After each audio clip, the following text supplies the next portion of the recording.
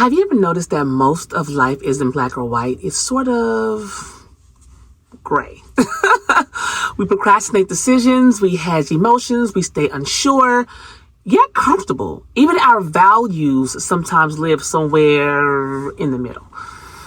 So today we're asking a meaningful and honestly, scientifically supported question. Why do we live life in the gray zone? Not just emotionally, but cognitively, socially, and neurologically.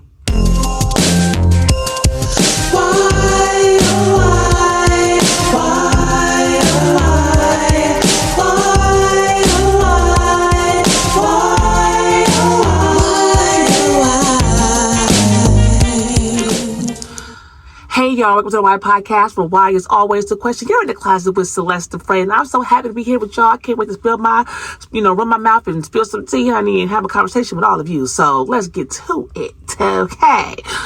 Our brains are hardwired to conserve mental energy. People take mental shortcuts because we literally cannot process everything fully all the time. Psychologists Susan Fiske and Shelley Taylor coined the term cognitive miser to describe how humans naturally avoid using excessive mental effort and instead rely on mental shortcuts and simplify thinking when possible. In other words, because our minds have limited processing power, we take shortcuts whenever we can. This is why we prefer gray. It's easier than deep analytical clarity. Now, I don't know about y'all, I'm a little bit more clarity type person. I like things to be clear in my mind before I make a decision as much as I possibly can, because sometimes things are just God-led, right? You don't know why he's having you ask these questions or you're going down this path or take the actions that you're taking, but it's God-led, because in order to get to the next step, you got to do the first step. And the Father always gives us first steps. So I know I'm a very analytical person. I'm deeply analytical. And I take that time to analyze what I can, and I move forward and take action. Because honestly, I don't like living life in the gray zone. For me, it's like God was black or white. We got to be black or white. You know, we want to choose one or the other. And he's very down in middle. And I like that. And I prefer that. See, our brains fear uncertainty. Research in psychology shows that uncertainty and ambiguity trigger emotional responses. People tend to avoid outcomes even if the risk is objectively the same as the known outcome. This is called the ambiguity effect.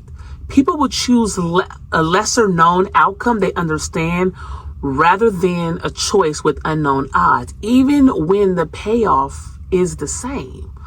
Why? Because the brain hates not knowing. People naturally prefer decisions where outcomes are known or over decisions where outcomes are uncertain. That's partly why we stay in the gray zone. It feels less risky than committing to a direction. And call me the oddball out, but as much as my brain didn't know what was going to happen next, I went with the unknown. I committed to the direction of what the Lord had in store for me, because I wanted to get out of the gray. And I really look over my life, over my little 42 years of life. Praise the Father, I've made it this far. I am so thankful.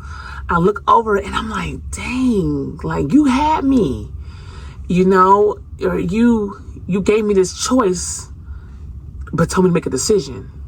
And I'm so happy that I did. I pride myself on being a woman of decision and discernment and not of confusion and choice. And there is really a difference. You have to be committed to what you stand for. You can't play in the gray. And I'm not trying to act like I'm perfect, because yes, of course, I've had moments where I've been in the gray, and then I work on checking that and getting out of it. And that's the most important part, is to be aware where you are and say, hold on, why am I here? I need to be here anymore. Let me get out of it. And when I do, I'm back on that straight and narrow path of this or that, not this and that. You know, and we have to make sure that we aren't trained to tolerate ambiguity. Some people tolerate uncertainty better than others. And that ability is a research psychological trait called tolerance of ambiguity. Psychological literature shows that higher tolerance of ambiguity allows the person to deal with ill-defined problems and creative possibilities, whereas low tolerance pushes people towards simpler, more definite decisions.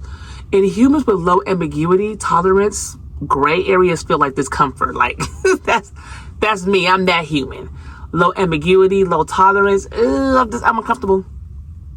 Even in my dating life, I was like, what are we doing here? It's uncomfortable. It definitely feels discomfort for me. And discomfort defaults to inaction. I'm not comfortable. So when I'm not discomfort for me is I'm actionable because I don't like to be in the gray. But those that like to be in the gray, they don't mind it. See, gray zones protect the ego from failure. When we avoid clear decisions, we protect ourselves from accountability, judgment, and potential rejection.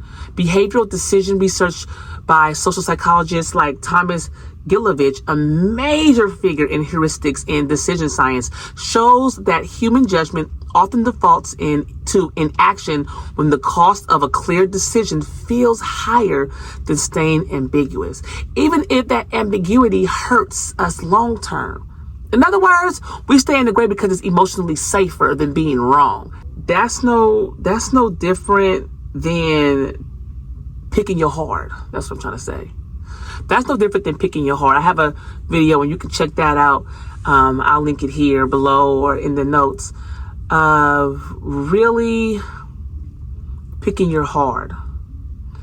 That's why I said in the long term, you're gonna regret it. Future, you're gonna be like, damn man, why you didn't do that back in the day? Oh, we don't want that. Ooh, that just gave me the heebie-jeebies just thinking about that.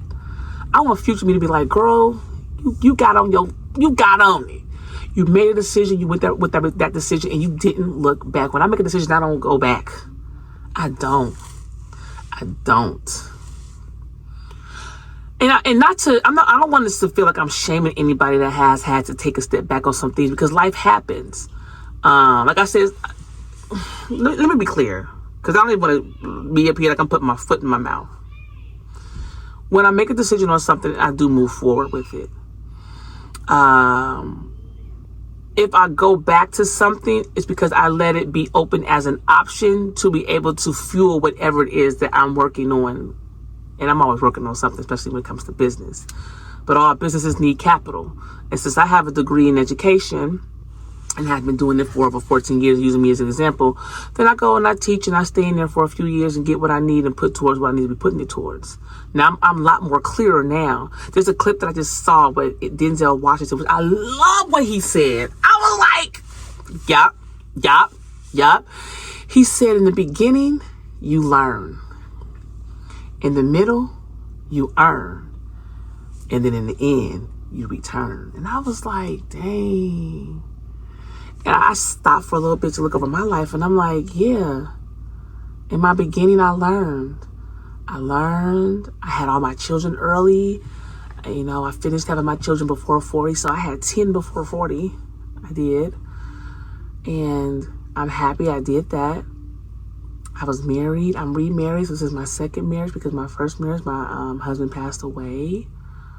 I mean, I lived a lot of life in these first 42 years of mine. I've learned a lot. And now this next middle part of my years is for me to earn. And I'm really building towards something special for my family. And it's something that's near and dear to me, but it's something that, more importantly, that I'm following the rules, or I'm following the path that the Father set before me. I don't know what's to come, but it's like, because I took that first step, I can now get to the next step, and I'm happy about that. So we had to really be careful about this gray area that we are sitting in, and why. See, because cultural messaging teaches us ambiguity early. Everything from don't rock the boat to we'll see conditions us to not choose. Actually, it conditions us to not make a decision. Cultural psychology frameworks like Hofstede's research on uncertainty avoidance show that some societies are wired to avoid uncertainty and prefer structured, known situations over open, undefined ones, which again drives gray living. Your environment literally programs your brain to fear distinct judgment and prefer fuzzy comfort. We're shaped by social cognitive shortcuts. Susan Fisk's social cognition research explains that the mind most often simplifies complex situations by default, a survival mechanism. She also wrote that people categorize and infer quickly to conserve effort. Otherwise, the brain would be overwhelmed by millions of data points every second. So when clarity requires effortful thinking, the brain says, let's stay in the gray until we have to think harder. That means you have to really push yourself out of your comfort zone. You have to. You have to set new habits. The person that you're trying to become, the person that you're wanting to become, the person that you see and envision yourself to becoming, you have to set new habits and push harder and rewire your brain. And it is possible with those habit starters. I read the book Atomic Habits. I read it already. I'm reading it again. It's like one of those books that you can really use as a reference guide. It's not a storybook. There's actual practical information in there that you can apply to yourself today in changing your habits and building new ones, which is why I like it. So we have to try harder. We have to think harder because black and white thinking ironically leads to gray living. While binary thinking, good versus bad, seems intuitive, research suggests that humans naturally use heuristics, mental shortcuts, that simplify judgments instead of exploring all nuanced possibilities. Meaning, ironically, because we're bad at nuance, we end up in extended ambiguity, not because nuance is easy, but because clarity requires deep thinking. We have to give ourselves that time to think deeply. Listen, y'all, I'm in my closet. And I come in here and I just kick it sometimes. And I go into some deep thinking. Especially these days, I have a lot going on, a lot in my mind, and I need to just shut out the world for a little bit, do some deep breathing, some deep thinking, look over. I've definitely been looking over my life a lot, where I was in the gray, where I stepped out of the gray, how I pushed, and each time I pushed myself to a next level, and we have to definitely do that with ourselves. See, because gray zones feel flexible, even when they cost us. Studies in decision science, including research on ambiguity avoidance and risk perception, show that people perceive ambiguity as flexibility and not indecision. So we trick ourselves into thinking, I'm keeping my options open. I'm staying realistic. I don't want to regret a premature decision. When the truth is, avoiding a decision is itself a decision, and usually one that keeps you stuck.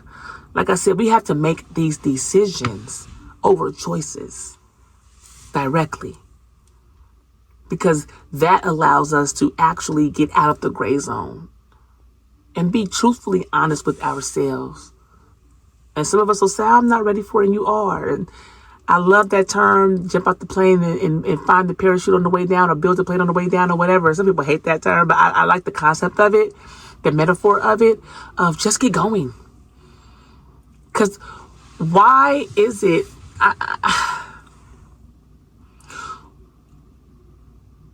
as I've gone through the different trials and tribulations that I've gone through in my life, I wonder why, what is this thing that people are saying with imposter syndrome? When people talk about imposter syndrome. And I'm like, I don't have imposter syndrome because I know who I am. And I can't remember the lady's name right now.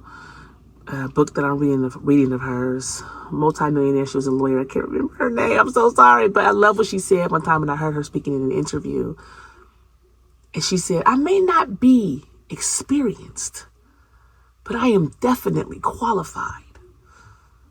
Like, you may not be experienced in something you want to go after, and because you feel as though you don't have all the experience in the training, that you need to just stay where you are in the gray zone and not make a decision, and you give yourself a way out by making the choice to stay where you are. No bueno, no good. No good for you in your life that God has blessed you with. Use it, utilize it. Because here's the truth about the gray zone. It's part of human design because our brains are efficient, not omniscient. But comfort, fear of uncertainty, cultural norms, and mental shortcuts can trap us into living life in limbo. That's what living in the gray is. And limbo is not purposeful living. Clarity may be uncomfortable, but it's the ground where destiny plants itself. It's time to step out of the gray, y'all, even if it feels scary, because a life lived without definition is a life lived without direction. So as always, guess what? I'm going to leave y'all with this. Remember, question everything, starting with why, because why is always the question. All right? And I'm out, y'all.